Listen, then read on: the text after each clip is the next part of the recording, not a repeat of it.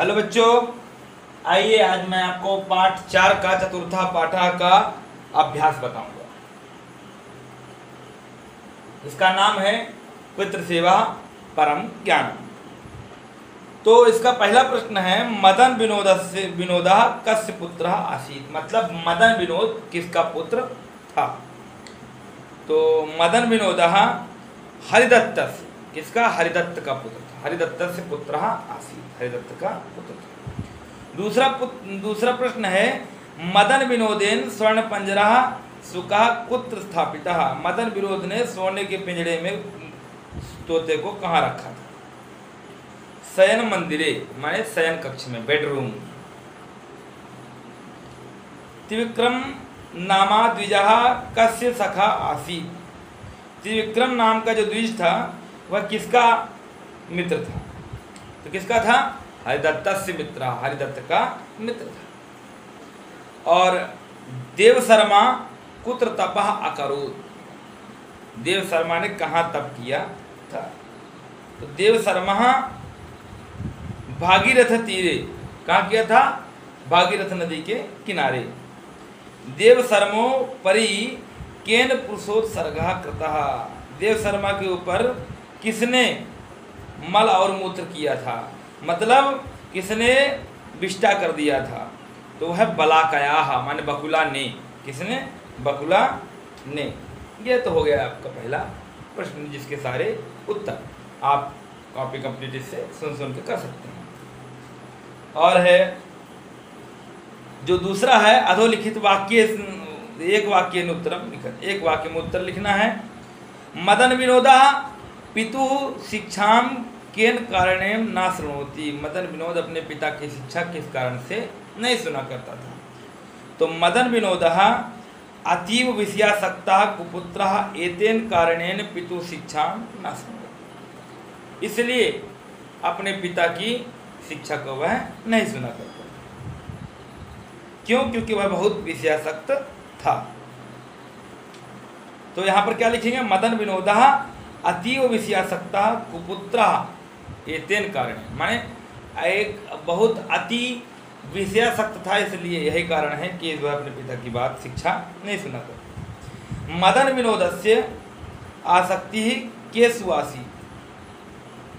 तो मदन विनोदस्य द्यूत मृगया वेश्यमानाद्यादिषु आसक्ति आसीत्। मदन विनोद जो है वह दूध माने जुआ और वैश्यगमन इत्यादि में आसक्ति उसकी ज़्यादा थी।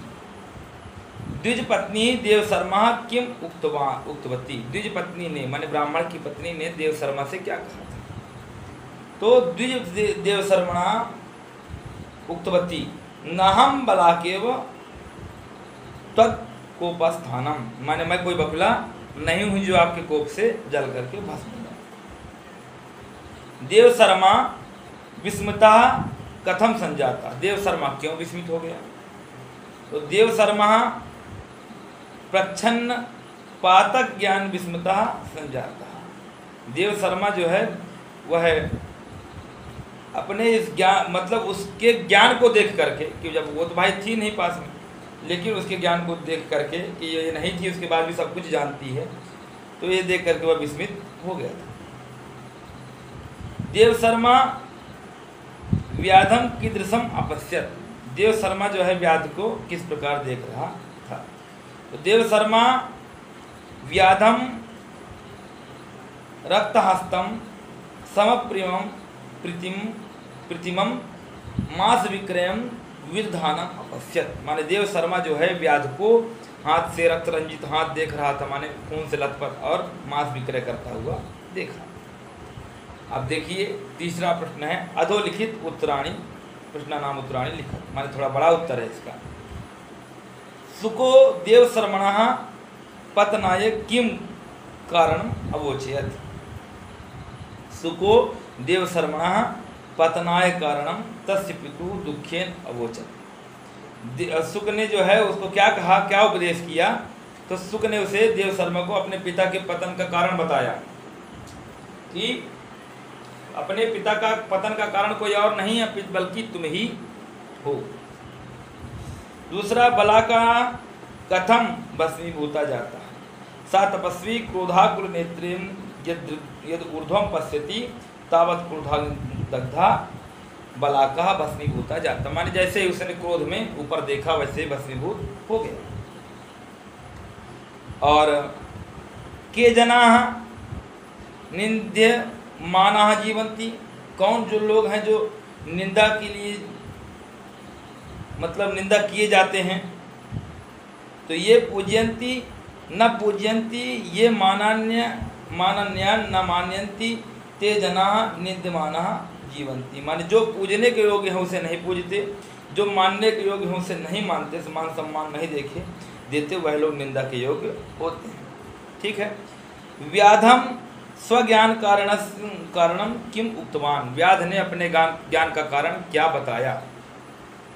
तो जो व्याध था उसने बताया नहा निजन्वय प्रणीतम धर्मम सम्यक निसेवते उत्तम मध्यमेषु विकारेषु परामुखा सा ग्रही सा मुनि स साधु स योगी सह धार्मिका या साधारण जंतु नित्यम पितृशुश्रूका इति व्याधम स्वज्ञानम कारणम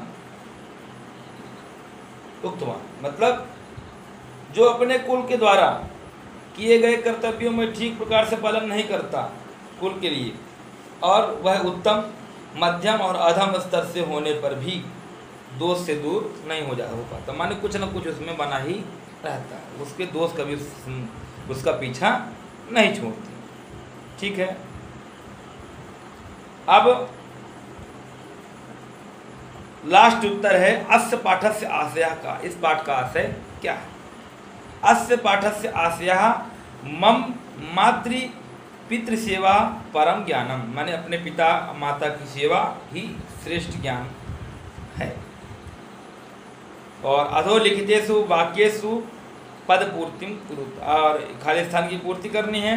हरिदत्ता कुपुत्रम दृष्ट्वा दुखिता जाता, पहले में दुखिता, दूसरे में पुत्रवंतम पुत्रवत्वम, और तीसरे में गंगा तीरे, चौथे में ज्ञान कारणम, और पांचवे में बलाकेव, और छठवें में भस्मीभूता। तो ये हो गया खाली स्थान, सही जोड़ी आप लोग अपने आप मिलाएंगे। और ये मैं आपको बता दूं संधि विच्छेद, अथ एकदा क्या है, अथ एकदा, अथ एकदा, अथ एकदा माने अथ प्लस एकदा। कौन संधि है ये, आ है प्लस ए है बराबर आए, कौन संधि हो गई, वृद्धि संधि।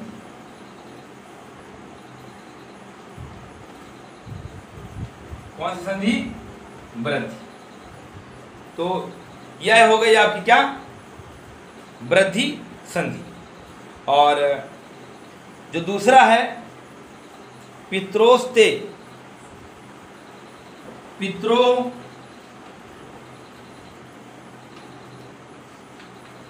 और प्लस ते, पित्रो ते, ये क्या है, व्यंजन संधि। तो इसके विसर्ग की जगह में क्या हो जाएगा, सा हो जाएगा, पित्रोस्ते, पित्रोस्ते। ठीक है।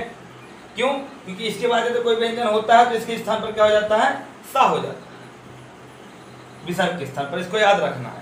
इस विसर्ग के बाद, इसके पहले ओ हो, उसके बाद विसर्ग, और विसर्ग के बाद कोई व्यंजन वर्ण हो तो विसर्ग को क्या हो जाता है, सा हो जाता है। ठीक है। तो ये हो गया आपका व्यंजन संधि। और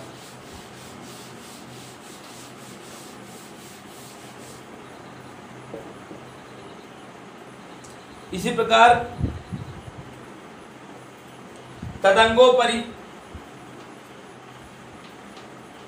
तदंगोपरि माने तदंग ऊपरी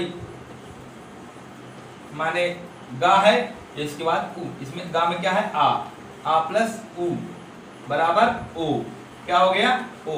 कौन संधि? गुण संधि। कौन? गुण। तदंगो परी। और इसको दूसरे तरीके से तोड़ेंगे तो वो एक अलग हो जाएगा, परंतु आप ऐसा ही करिए दो हिस्से। और बलाकेव,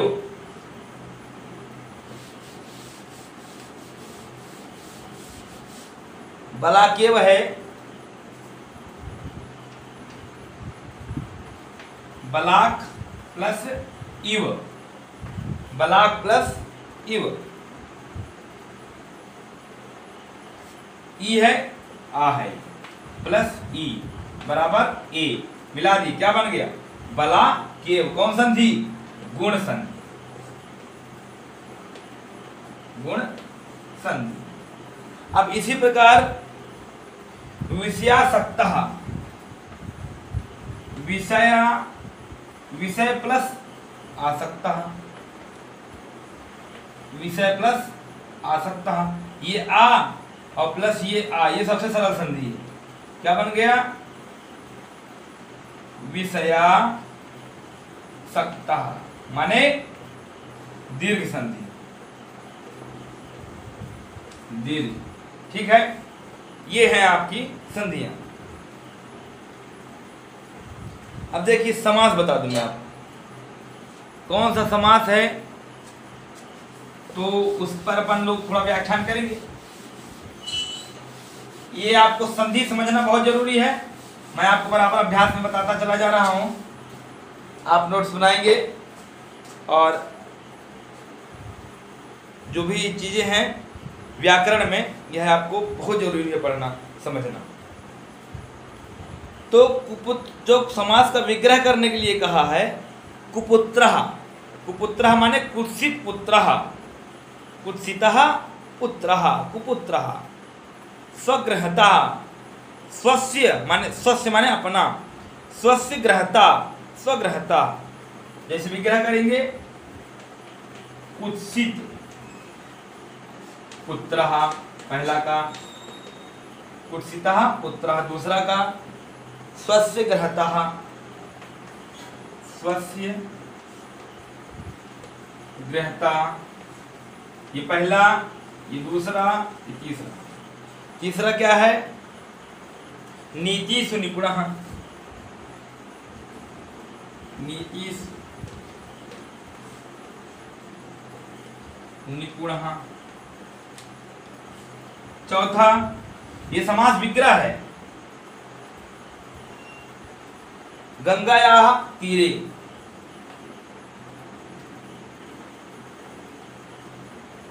गंगायाः तीरे। ठीक है। पांचवे में पितरौ, माता चा और पिता चा,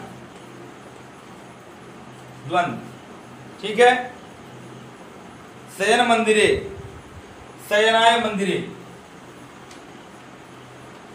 शयनाय मंदिरे। हो गया, ये आपका हो गया 6 समास विग्रह। अब इसी प्रकार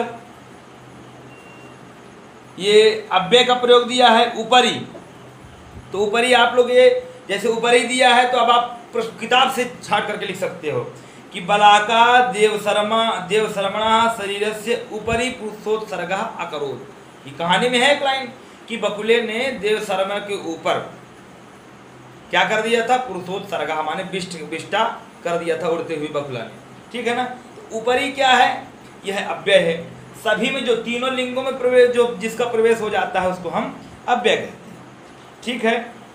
अब जैसे एक दिया हुआ है क्रम से जब, ये आपको अव्यय अपने आप करना है। 9वें नंबर में क्रम से सजाने के लिए दिया है कि क्रम से कैसे सजाएं। तो देखिए, जो क्रम से, जो कहानी को क्रम से सजाना है उसमें आप लोग टिक लगा लीजिएगा। एनम सुकम सपत्नीकम पुत्रवत्वम परिपालय। दूसरे में अस्ति पंचपुर नाम नगरम, जैसे इसमें ये जो दिया हुआ है इस क्रम को मैं आपको बताऊंगा और आप लोग अपना इसका टिक लगा लीजिए।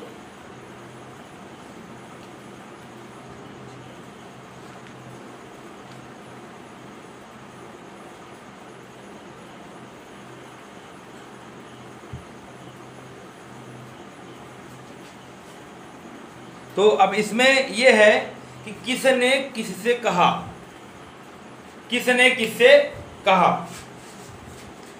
तो जैसे पहला जो है एनम सुखम सपत्नीकम पुत्रवत्वम परिपालय, ठीक है ना, माने इस सुख को अपने तोते को अपने पुत्र के समान आप पालिए। किसने कहा? त्रिविक्रम द्विजहा।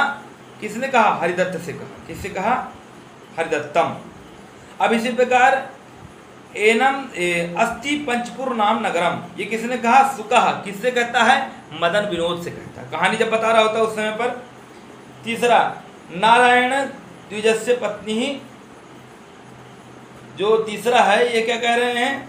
नाहम बलाकेव तत्कोपस्थानम, माने मैं जो ये कह रहे हैं नारायण द्विज की पत्नी जो है किससे कह रही है? देवदत्त से।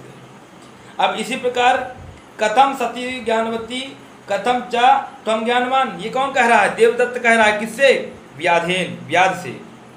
और ये मानवः न मानयन्ति ते मृताः स्वर्गम न यान्ति, ये कौन कह रहा है? व्याध कह रहा है। किससे? देवदत्त से कह रहा है। ठीक है। अब इसी प्रकार ग्रहित्व में कौन प्रत्यय है? प्रकृति और प्रत्यय क्या है? कहे ग्रह और एकता प्रत्यय लगा हुआ है। दत्तम में दा में एकता प्रत्यय लगा हुआ है। दा प्रकृति है और एकता प्रत्यय लगा है। जैसे ग्रह, मैं आपको बता दूं, लिख करके समझा देता हूं।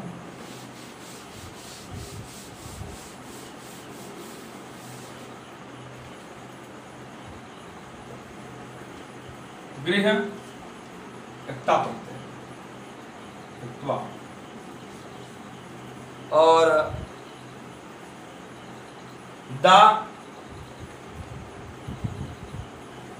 ये मूल धातु है। दा धातु है, क्या प्रत्यय लगा है इसमें? अक्ता प्रत्यय। और इसी प्रकार ज्ञान, ज्ञान है, क्या लगा है इसमें? अक्तवतु।